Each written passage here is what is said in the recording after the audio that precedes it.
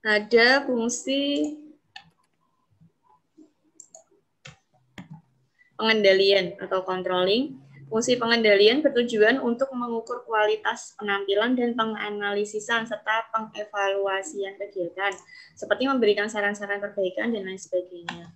Kemudian di sini controlling memastikan bahwa program dan aturan kerja yang telah ditetapkan dapat dicapai dengan penyimpangan paling minimal dan hasil paling memuaskan. Jadi di sini controlling itu jadi kayak ngontrol apakah yang actuating tadi yang dilaksanakan tadi sesuai dengan perencanaan di awal.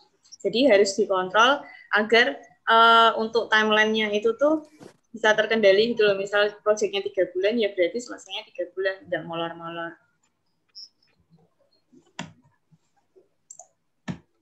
Kemudian ada tahapan perencanaan proyek. Nah, di sini kita masuk ke tahapan perencanaan. Ada WBS, yaitu rincian struktur kerja, work breakdown structure. Nah, di sini WBS itu adalah mengelompokkan elemen kerja yang ditunjukkan dalam bentuk grafik untuk mengatur dan membagi keseluruhan ruang lingkup suatu proyek kerja. Dari Rev 2003, kemudian ada Gantt chart, jadi tampilan visual tugas yang dijadwalkan dari waktu ke waktu. Terus kemudian di sini ada diagram jaringan atau the network diagram, teknik dengan pembuatan diagram yang dapat digunakan dalam perencanaan dan pengendalian jalannya suatu proyek. Kalau kalian makronya kan pasti udah bikin kan kayak WBS, Gantt chart, karena ini yang dasar banget. Ini Gantt chart ini kalian juga, jadi bikin WBS sama Gantt chart itu bisa pakai Microsoft Project. Jadi bawaannya Microsoft, kalau kalian udah nyoba Microsoft Project atau udah diajarin? Belum, Bu. Belum. Nanti saya kasih contoh aja ya. Jadi saya nggak ngajarin satu-satu buat bikin BBS sama Gantt chart-nya, jadi saya cuma kasih contoh aja. Kemudian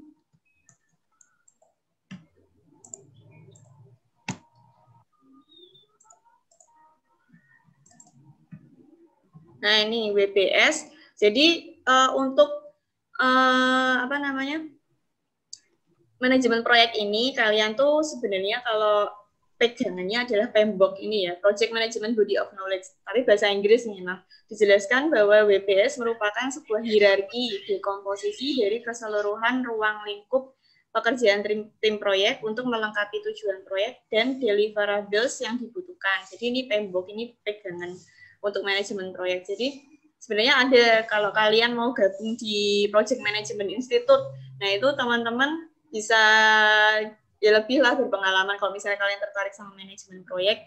Ini di sini PMI itu tuh benar-benar mengkoordinir teman-teman yang benar-benar minat di manajemen proyek, tapi memang berbayar sih dia, tiap tahunnya itu ada keanggotaannya berbayar. Jadi silahkan kalau misalnya ada yang mau itu bisa ikut PMI. Kemudian dengan mengintegrasikan WBS dengan struktur organisasi, manajer proyek juga dapat mengidentifikasi titik-titik komunikasi dan merumuskan rencana komunikasi di seluruh organisasi proyek. Jadi selain ada urutan prosesnya di WBS ini tuh biasanya juga dikasih struktur organisasinya, misal yang pegang ini siapa, yang pegang ini siapa, jadi mudah untuk komunikasinya. Nah ini ada contoh untuk WBS, ini WBS yang lengkap ya. Biasanya sih kalau WBS yang minimalis itu tuh kayak cuma ada nama aktivitas, terus di breakdown, udah itu aja. Nah kalau ini cukup lengkap, karena nomor WBS-nya udah ada, kemudian aktivitas-aktivitasnya, ada deskripsinya, aktivitasnya ini sebenarnya ngapain sih, kemudian ada tanggal mulainya, tanggal selesai, level effort, jam, 24 jam ini dihitung dari durasi hari dikali 8 jam, kemudian ada durasi hari, ternyata 3 hari, jadi 8 jam itu biasanya jam kerja minimal, jam kerja normal ya, 8 jam. Terus ada predesesor, ingat kan predesesor, yaitu aktivitas pendahulunya. Terus di sini ada resource name. Nah, resource name ini tadi yang penanggung jawab. Jadi yang lengkap itu tuh, ini contoh yang lengkap sampai ada penanggung jawabnya. Kalau biasanya sih teman-teman yang di kuliah itu cuma sampai ini aja, Jadi kayak aktivitas, terus deskripsinya sama breakdown-breakdownnya. Oh, aktivitas 1 ini di breakdown, ada aktivitas 1.1, 1.2, kemudian aktivitas 2 di breakdown lagi, ada 2.1, 2.2, dan seterusnya. Nah, ini contohnya ada planning yang di breakdown di 1.1 sampai 1.5. Ini ada deskripsinya masing-masing, tanggal mulainya, tanggal selesainya, level effort tadi ya, yang jam kerja tadi, kemudian ada durasinya, terus predesesornya, aktivitas pendahulunya, dan resource name. Jadi yang planning ini, dia penanggung jawabnya pakai vendor software. Dan di analisis dia juga ternyata pakai vendor software juga. Jadi di sini jelas, oh ternyata yang bikin planning itu si vendor, oh yang bikin analisis itu vendor, terus nanti yang bikin implementasi siapa, nanti penanggung jawabnya ini jelas di sini. Kemudian Gantt chart digunakan untuk merencanakan proyek dari semua ukuran dan merupakan cara yang berguna untuk menunjukkan pekerjaan apa yang dijadwalkan untuk dilakukan pada hari tertentu. Nah ini lanjutannya si WBS tadi ya. Fungsi Gantt chart menentukan durasi pekerjaan terhadap perkembangan waktu, kemudian perencanaan dan penjadwalan proyek pekerjaan, pemantauan kemajuan proyek pekerjaan, dan ini nanti ada contohnya juga Gantt chart.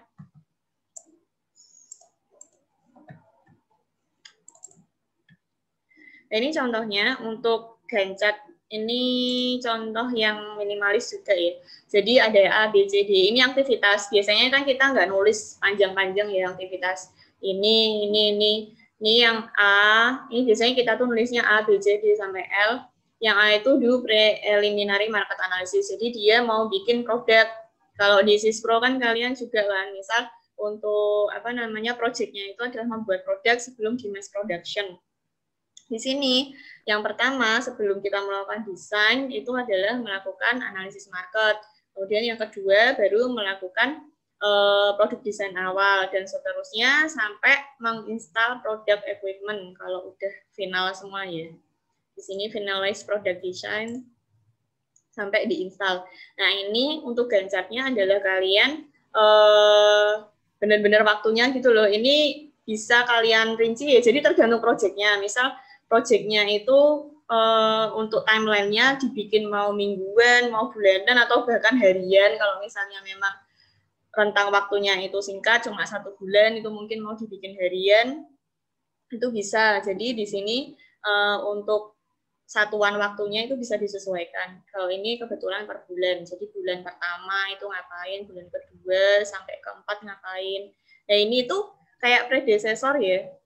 Kalian kalau precedence diagram itu loh bikin. Nah ini kan jadi yang sebelum melakukan B harus melakukan A dulu, sebelum melakukan C harus melakukan A, terus sebelum melakukan D berarti harus melakukan B dulu. Nah jadi kayak gitu. Ini berdasarkan precedence-nya.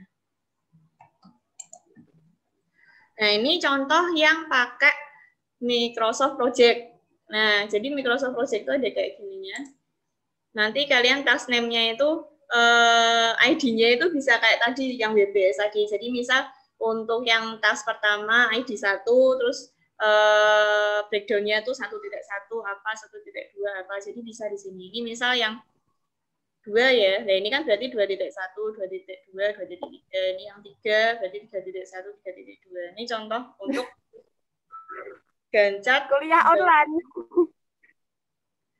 Gantt chart untuk pembangunan rooftop fotovoltaik, apa namanya itu, solar cell gitu ya istilahnya. Nah ini instalasi solar cell. Di sini ada desain awalnya, kemudian obtain permit. Nah ini yang tadi, yang waktu-waktunya. Kalau tadi kan cuma per week, per month, bulan pertama, bulan kedua, bulan ketiga, dan seterusnya. Nah kalau ini dia adalah per week, dia sampai di ini ya.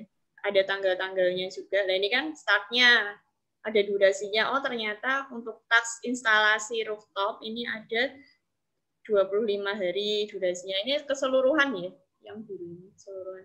Nah ini project manajemennya durasinya ada 11 hari. Startnya mulai dari tanggal 3 bulan 6 sampai tanggal 17 bulan 6. Nah ini. Ini adalah timeline-nya, bisa disesuaikan sama ini. Ini ada keterangannya, ini yang untuk project keseluruhan, ada work package, ada activity, aktivitasnya berapa lama, milestone. Ya. Saya nggak bahas banyak ya untuk milestone dan sebagainya, itu harusnya ada di manajemen proyek semua.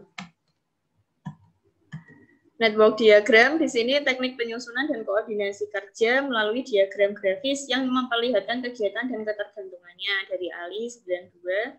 Kemudian network planning menggunakan model yang berupa diagram yang disebut network diagram.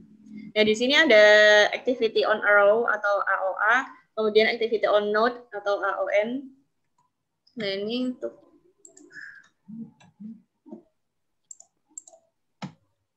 ini untuk yang AOA. Jadi di sini AOA adalah kegiatan yang kegiatan sebagai anak panah yang menghubungkan dua lingkaran yang memiliki dua peristiwa. Ekor anak panah merupakan awal dan ujung sebagai akhir kegiatan. Jadi ini kegiatan pertama, yaitu peristiwa node atau event terdahulu. Kalau ini peristiwa node atau event berikutnya. Nah, di sini ini adalah kegiatannya. Biasanya ada waktunya berapa lama. Misal A tadi ya, kegiatannya A, ini waktunya berapa lama. Nah, ini ada AOA. Kemudian ini yang AON, activity on node.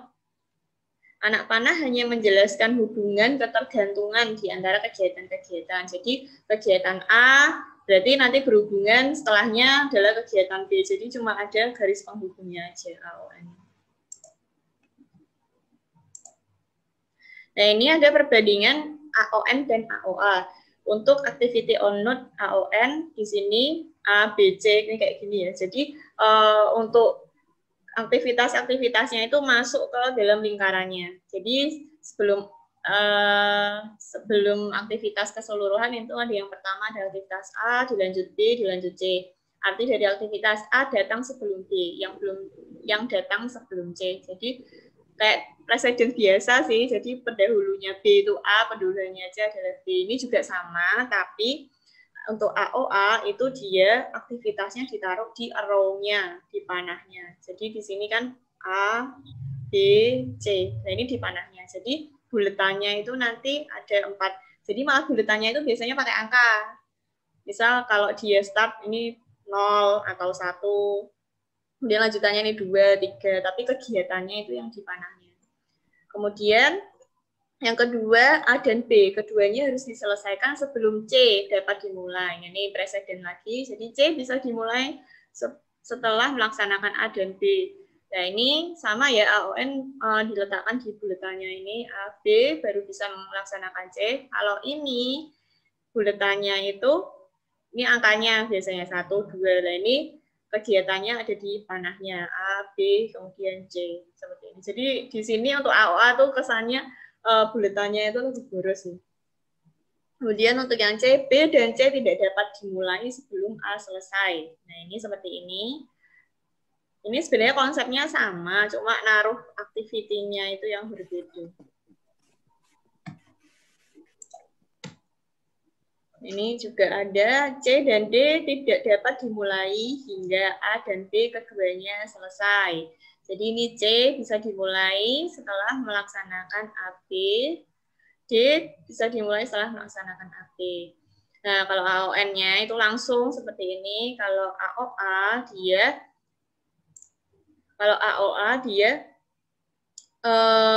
ini ya, kayak ada penengahnya di sini. Jadi penghubungnya. AB diselesaikan, kemudian bisa menyelesaikan CD. Untuk AON di sini A, B, C, D. Nah, ini berarti C bisa diselesaikan setelah melaksanakan AB dan D bisa diselesaikan setelah melaksanakan D. Nah, ini ya. Ini ada dummy-nya di sini. Jadi karena AOA ini tuh kita aktivitasnya di panah. Nah, ini kan susah kan hubungin buletannya ini lah. Makanya untuk di AOA dia ada dummy-nya, dummy activity. Dummy activity itu kayak penghubung aja. Jadi nggak secara langsung, tapi memang harus dilaksanakan. Kan tadi C harus dilaksanakan setelah melaksanakan A dan B. Nah, ini makanya dia penghubungnya itu, penghubung dari B itu pakai dummy. Dan ini kan D dilaksanakan setelah melaksanakan B, jadi bisa langsung. Nah, untuk C-nya ini kan dilaksanakan setelah AB, jadi dia pakai dummy. Karena ini susah ya bikin bulatannya. Dulu kayaknya sempat digital APSI kalau nggak salah. Itu ada yang sempat pakai dummy juga.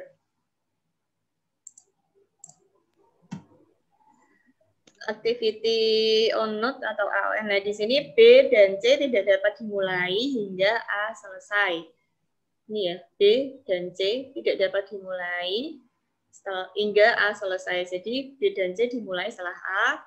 Kemudian D tidak dapat dimulai sebelum B dan C selesai. Kegiatan dummy ditunjukkan pada AOA. Nah, ini ada dummy-nya lagi. Jadi ini A, B, D. Jadi BC itu kan dimulai setelah melakukan A. Nah, ini ya BC ini setelah melakukan A. Kemudian D juga bisa dimulai setelah melakukan C. Jadi ini sama ini. Ini dummy-nya untuk penghubung aja sih. Karena dia kan bulatannya lebih banyak.